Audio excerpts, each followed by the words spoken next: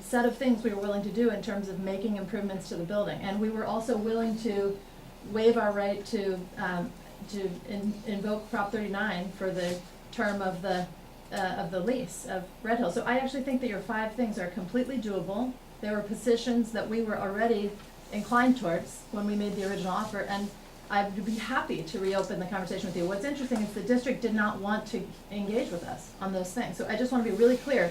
Those are reasonable terms.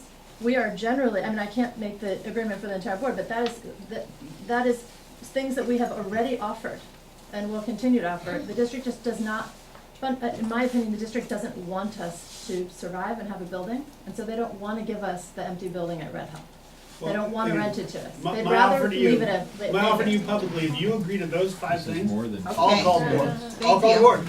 We heard you and we appreciate your offer, and it's starting to gonna get off take track. sitting at the table with people. I think we should. I just want you to know, like, it's not that we're You're trying to the, deny I think that. you're the only one out there that listens to me, so I appreciate it. I tell you, I don't think Rick Bagley will engage with you. That's the problem. Give But me I'd be some, happy to have I'm you really go to fucking it. awesome. Okay. I'll get shit Really done. briefly. Matt truly is awesome. No, regarding the Red Hill calculation for available space, has the computer company that's also housed there moved out? Last I checked, they were still there, I know. occupying at least one room, so you might. Yeah, for $1 they pay Yeah. $1. I don't care what they're renting, but they're there. They're not it's not rented. Thank you. And the rooms are used. Okay. Let's not, thank you. Thank you very much. Okay, so this was just a discussion item, so there is no action to be taken at this time. So I'm going to move us along to our next agenda item, which is our LCAP process and development timeline. I'll pause a moment so people can walk out.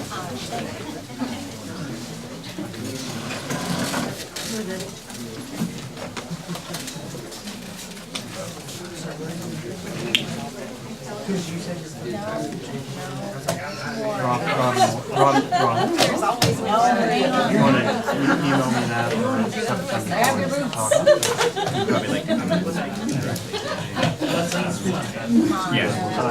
email me and we'll figure out the time.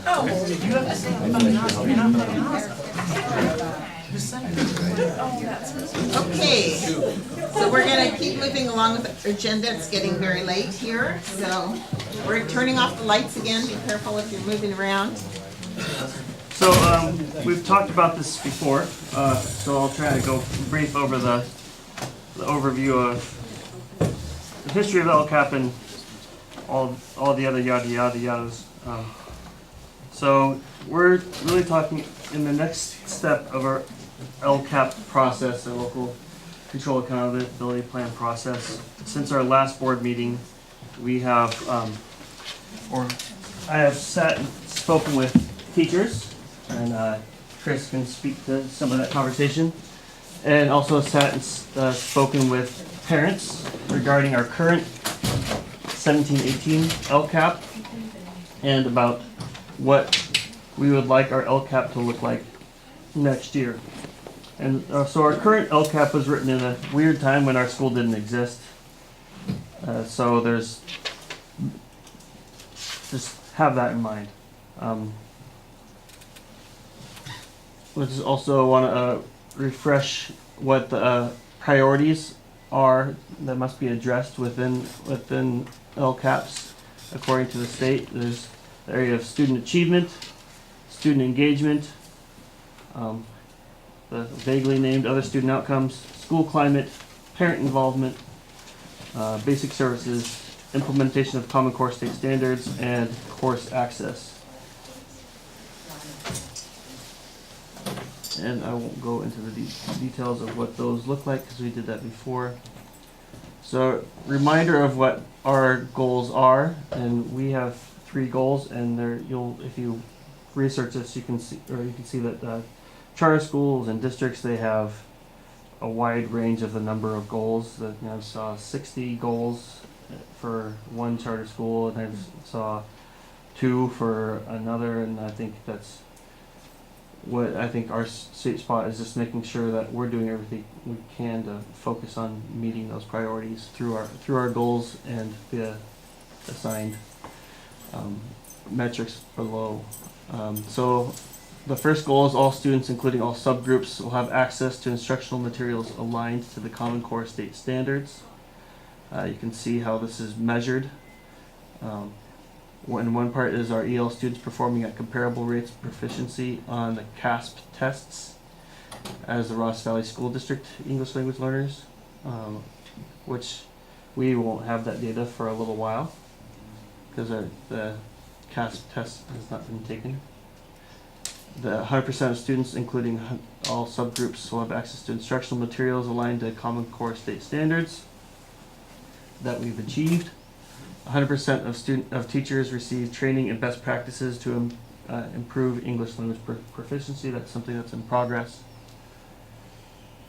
Goal number 2, parents will be an integral part of the RVC community and will participate in the governance and operation of the school. As such, parents will view RVC as receptive to their input. At least 4 parents will serve on the leadership council. You'll find that that's far more than 4. At least 2 parents will serve on the governing board. We have that, and at least 80% of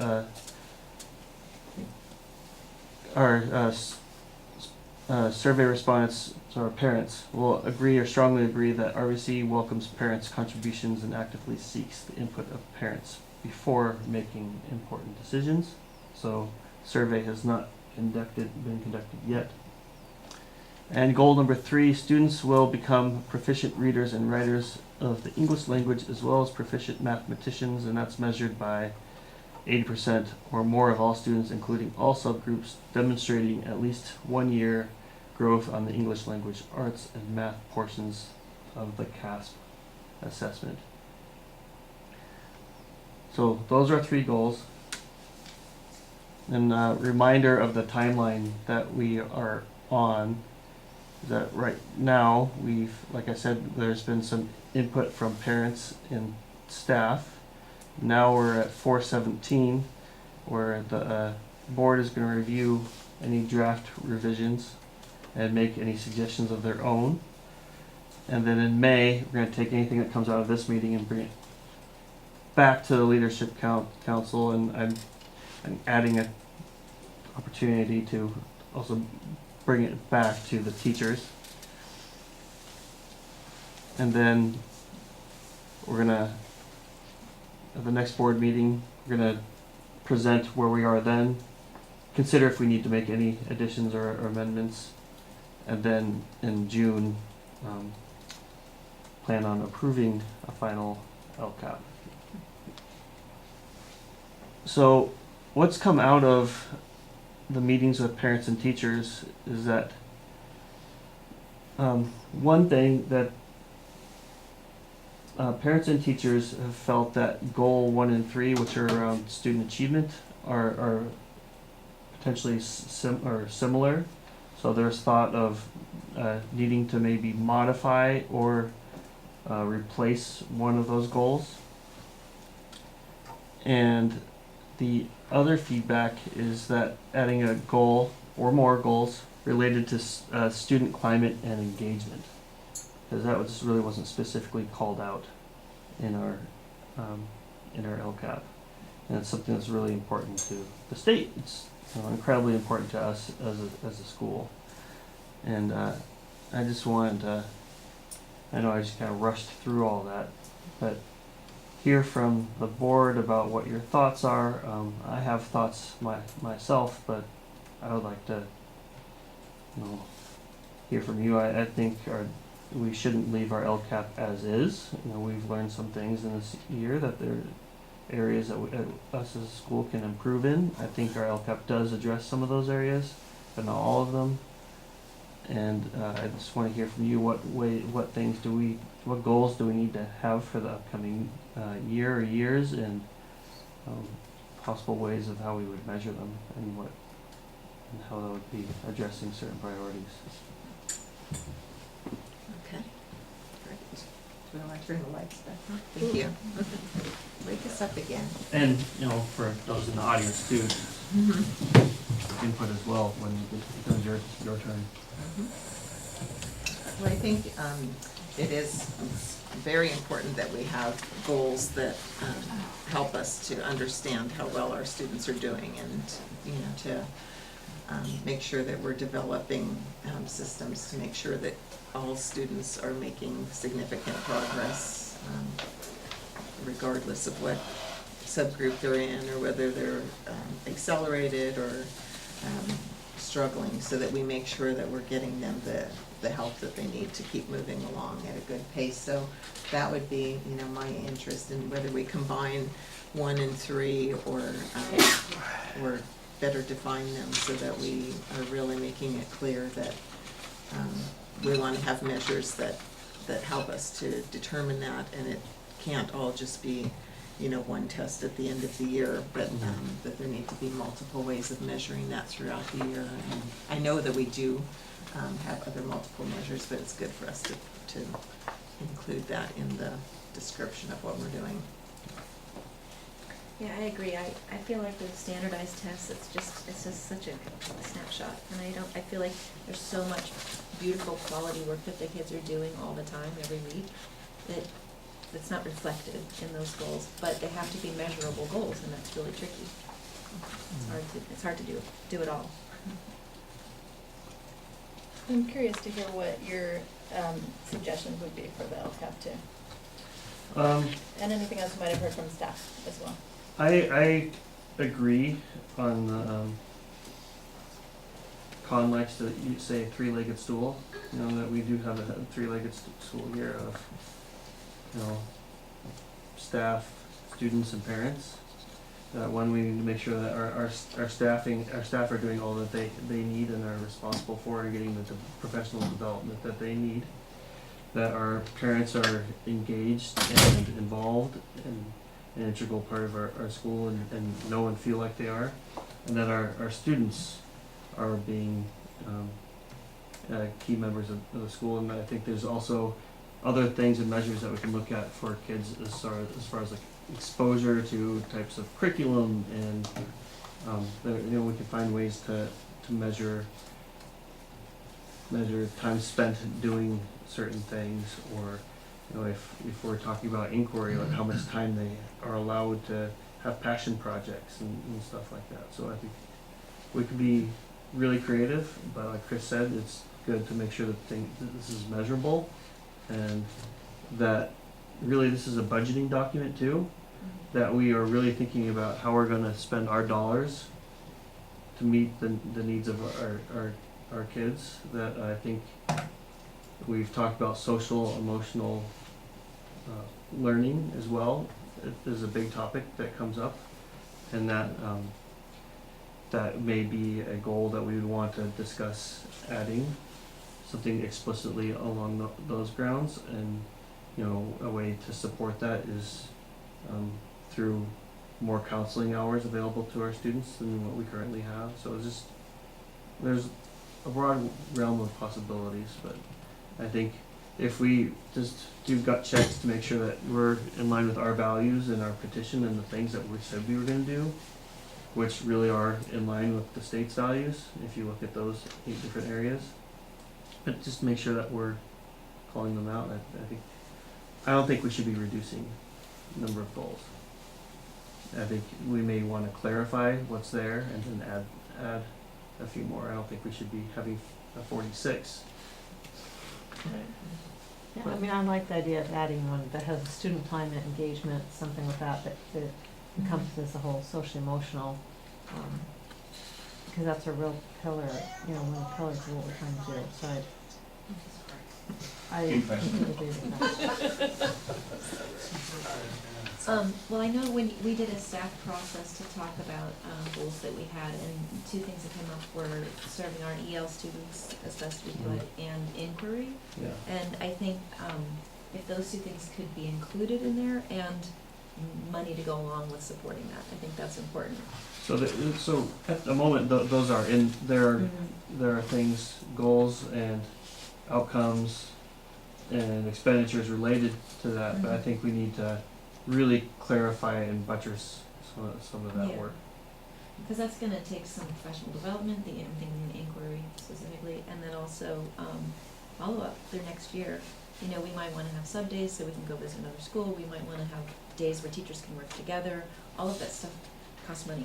And to do it well, we're gonna really need to support it financially. And if we're also talking about engagement in climate, Mhm. that we need to look at it through, what the state calls subgroups, that, are English language learners, or special education students, and there are lots of different metrics that aren't even typically used, that we can be somewhat creative there, but that we're really looking at how we are as a school being inclusive, and measuring that, and that we're bringing on the survey, in the coming weeks, that we can start experimenting with questions that we ask kids for how they are engaged. And I like the idea, I mean, it is measurable to say how many hours are you working on, inquiry-based projects. Mhm.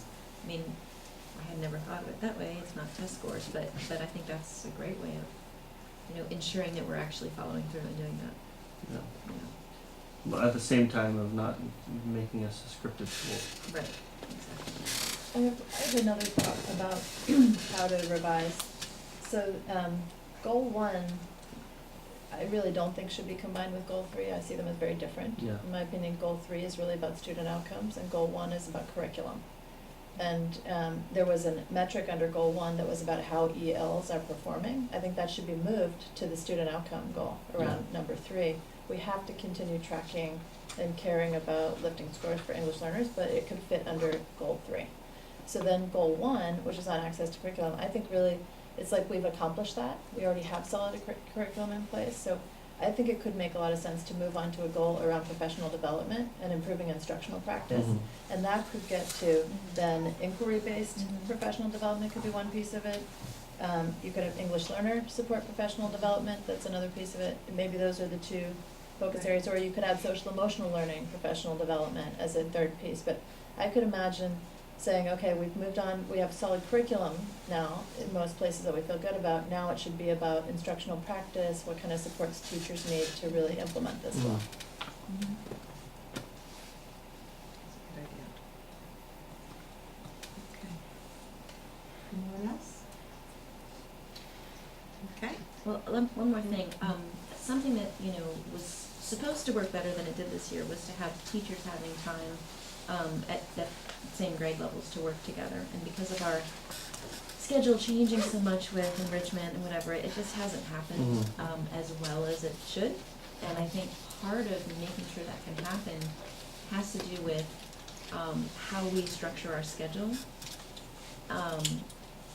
What teachers we have hired to do enrichment, when they can come, how can we align them so that, my kids are in art when Nina's kids are in PE and we can get together, that kind of thing. So I think that needs to be prioritized, because it just hasn't been consistent this year. And when you say enrichment, you mean during the school day, specialist? Art, music, Spanish. Yeah. But the district calls specials, we call enrichment. Yeah. Right. All right. One question, so that could translate, if it's a scheduling issue during the school day, that could translate into a spending issue in the LCAP in terms of, hiring enough specialist teachers and specialist time to be able to give each core teaching team the time to be together, right? Yeah. Yeah, and it was supposed to be that way this year? Yep. And then things just changed and shifted, and it doesn't happen consistently enough. Our music teacher had to change her schedule, and we've had a PE conundrum. Right, Not looking at Sam. And then we've had, have had Yeah. things that just have shifted, that we had a dream schedule, thanks to Chris's son, that really held those hours, and it's been hard to keep that. So we want to, it'd be good to have that be something that we are held accountable for, and maybe have monies associated with that. Right. Yeah, and by having it as a goal, it makes it more of a commitment to, it's not that we weren't committed to trying to do that, but we have to not let things get in the way gotten of really that, tricky if it's this what we year. want it to be, yeah. Okay, any more board comments before we go to public comment? No, is there anyone who wants to make public comment on this particular item? Okay, seeing no one, I will bring it back up for I don't, do we have, I don't think we're just giving feedback at this point. I don't think there's a particular vote item, so. Did you get enough information, you think, from us to move forward with your next Yes. stage? So- Thank you. Okay, we'll move on to our next item, which is item C, which is our current enrollment snapshot and 2018-19 enrollment. Any way to bring those up, by any chance? They're PDFs that are landscape. There's a potential if you talk, I can try and. So, there's two slides. One is the enrollment, and basically the punchline is we're now at 165, with 124 in district. And our EL has gone up to 18, and our free and reduced lunch has gone up to 39. That's good news. We continue to grow and add kids. The other one has to do with next year. And basically the punchline is we're currently projecting 188 kids for next year, which is exactly what we budgeted. We're projecting a capacity of 198.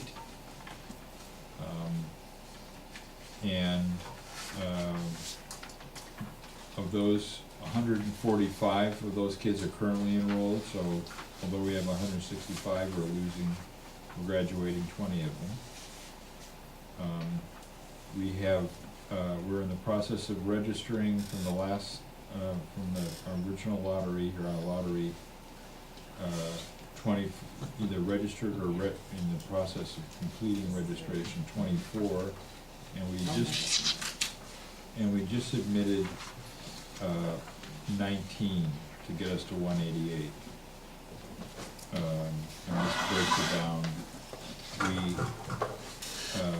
We also have 14 new applicants, and we have 40 kids on the wait list for a total of 242. Thank you. But the point I wanted to make is, in terms of in-district versus out-of-district, which is an important number for us, because we are required to take out-of-district children. But we also have the Prop 39 disconnect, that we can only count in-district children for the amount of space we use for every year. And we're okay for next year. We have to keep in mind, right now we have like 75% of our kids are in district, and that works out okay, the way the law works. But if you look at the bottom section, in terms of the breakdown of registering, registered, and admitted between in-district and out-of-district, that's really a 50-50 ratio, which if we take all those kids, which they all come, will move our in-district down to 69%, which I think that's a sustainable number, but 50% is not. That's the punchline. So I came up with this idea of changing our enrollment policy to give more preference to in-district kids, as the law requires us and as our petition says we will do, in the following manner, which is that when we periodically close an enrollment period, right now there's 14 kids, most of those kids are in district. New applicants who've applied after the They lottery. applied after the lottery was held. So we would, if we ended the enrollment period, like say we ended it right now, 10 of those kids are in district, 4 are out of district. And what we would do in this policy, we'd have to rewrite the policy, which we can't do tonight because it's not on the agenda. We would write the policy so that in that lottery, the in-district kids would be inserted in the wait list behind any in-district kids that are currently on the wait list, but in front of the out-of-district kids. So that as in-district kids continue to apply and we continue to have lotteries, we can take those kids and put them in seats, thereby keeping our ratios in the area that they need to be. And I ran that by our lawyer at Young Man in Core, and she thought there was no legal problem with that. So if you all think that's a good idea, I will work with them to draft a revision. And then, depending on whether we want to do this before the next regular meeting, we have a special meeting to discuss it and decide what to do. Okay. So that's my presentation. Great, thank you. Okay, are there any questions, of the board members on that? or- Well, I can just kind of speak to that a little bit. I think it's for I think me, I'll speak for myself. I think there isn't the only issue with out-of-district students is the conundrum with Prop 39. It's not that, that's really it.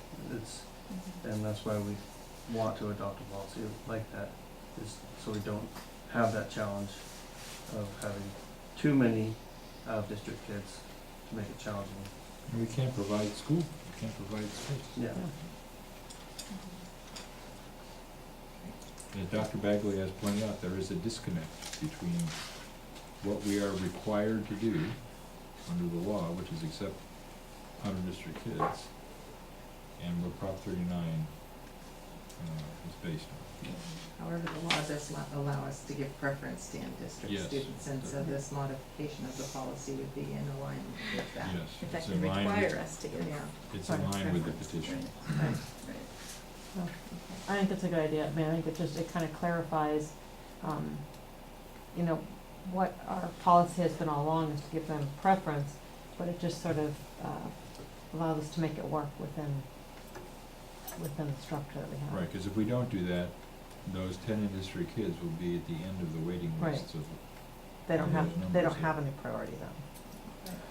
So, no, I think it's a really good idea. Okay, we'll bring that back for future agenda, but let me go out for public comment. Public comment on this item? Okay, seeing no one, then I will bring it back up for, so we will bring that back and schedule it on our, if we can determine if we need a special, feel we need a special meeting, we'll schedule one, and if not, we'll just put it on our next agenda.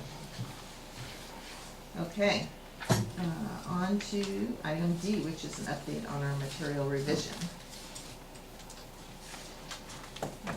So we did post the information on our website. We communicated back and forth with the California Department of Education about our enrollment plan and have determined that at this point, we don't need to do the material revision that we discussed and thought we might have to at the last meeting.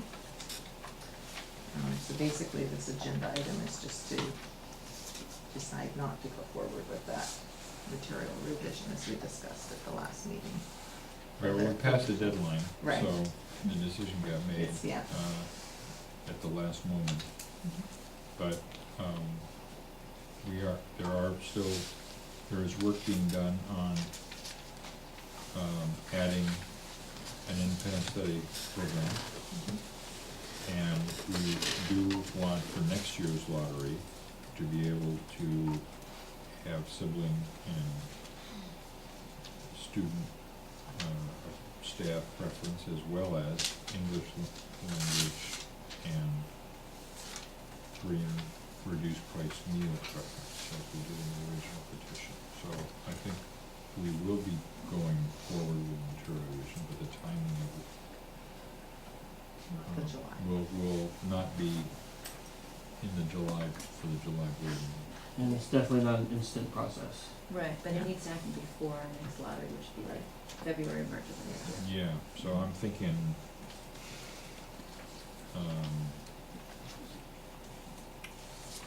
4 months after July, whatever that is, November. Okay. All right, any questions up here about that item?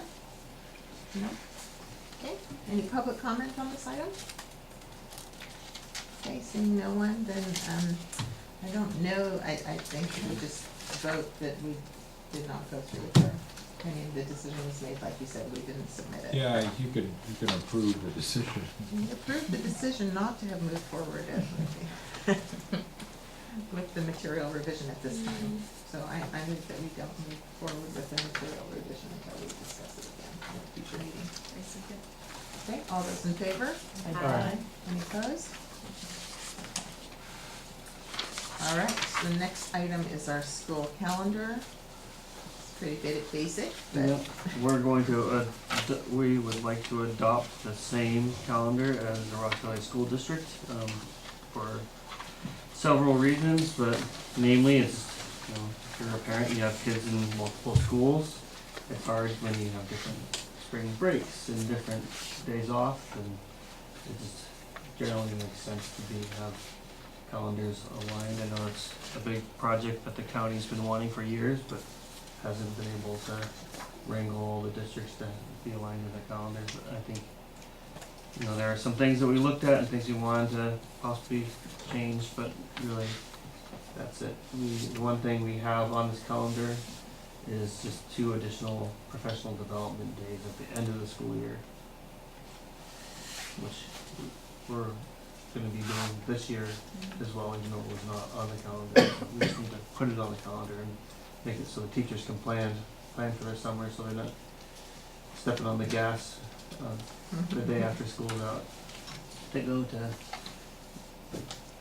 Wisconsin or wherever, Pennsylvania. all right, any questions or comments on this item? Okay, any public comment on this item? Okay, do I hear a motion for approval of the calendar? I motion we approve. Okay, a second? Second. All those in favor? Aye. Any opposed? Okay. All right, the next item on our agenda is ratification of the contract for the $325,000 3-year startup grant from the Walton Family Foundation. Who's gonna be? So the contract was in the supplementary materials. Basically, we have to keep track of what we spend the money on and report it every year for 3 years. The money has already been paid, so we have the money. We haven't spent any money yet, but I thought it appropriate that there are obligations, so the contract ought to be approved. I mean, the contract's been executed, but if the board would decide we didn't want to do it, we could send the money back. So, but I think the board ought to ratify what's been executed. Well, I think you can quickly speak to the process for that grant. It is a pretty rigorous process to be considered and given the grant. There were many of us who were interviewed and had serious questions about pedagogy and instruction, curriculum, how we're serving English language learners, how we're serving our kids with special needs, and making sure that we're taking account of all that in what we do and measuring what we do. And I think just that process alone was a healthy process for us to go through, just to see that, you know, in many ways we are a high functioning school, but just also looking at areas where we can improve if we do spend this money. Right. Any other questions or comments? That was gonna be my same comment, that it was a rigorous process, you know, long application, interview, follow-up documentation, and it's great we got it. And really what we're beholden to is what's in our petition. Right, the work that we were going to be doing, yes. Okay, great, so let's see how many people wanna comment on this item, just 2, 3? Okay. Jen? I don't want to start. I'd like to hear what other people have to say first. I have 3 questions. One is, how can you ratify the grant if it was made for 222 kids and you don't have that many? That seemed one question. The second question was how, I believe that it was a rigorous process and probably involved and so forth. How come that never came up, like that was never mentioned before in any of your board meetings? So I was just wondering about that. And the third one was, why is the address, and I'm just wondering, why is the address for the correspondence with the grant that you got and with your bank account, a parent's address, home address? Like, why don't you use your post office box that you have in Fairfax? Thank you. Yes. Well, I guess the question is, with regard to the grant itself, I didn't see any restrictions as far as use in litigation or legal process. And do you understand that to be unrestricted for that purpose? Okay. Thank you. I guess I don't understand, when you ask a question, do you get a response, or? do you- We're gonna Yeah, go we ask through them all the all. questions and then we go And then back you and go answer. back. Yeah. Good. Sorry. Hi, Sharon. Hi. I know we all live here. We moved here because we love it here. We moved here because there's not a Walmart. I'd rather you not I smile or apologize, laugh. I apologize. Yes, I well, apologize. anyway, I'm here because I'm concerned and I'm confused. And I've been a parent here, and you've been in the school district, and you've been on our board. And do you have any idea what this is doing? I'm just so saddened by this whole thing. And I'm also saddened, I hear that there's poop that's being thrown by your kindergartner teacher. And it's, do you understand, we didn't want Walmart, so why are you guys doing Walton? Do you know where that comes from, Sharon? I've seen it. It is all money, it's infiltration from the Walton Group. Do you know who the Walton Group is? We moved here because we wanted not a Walmart. We don't want that kind of environment. So why is it that we're making that environment? For our kids. I worked at the schools. I've been involved. I don't know about you, other than your laughter, but I think that it's, and I know about you, you're infiltrated too, and I don't understand it. And I'm scared for our real estate, I'm scared for people, I'm saddened, and I feel like it's that you guys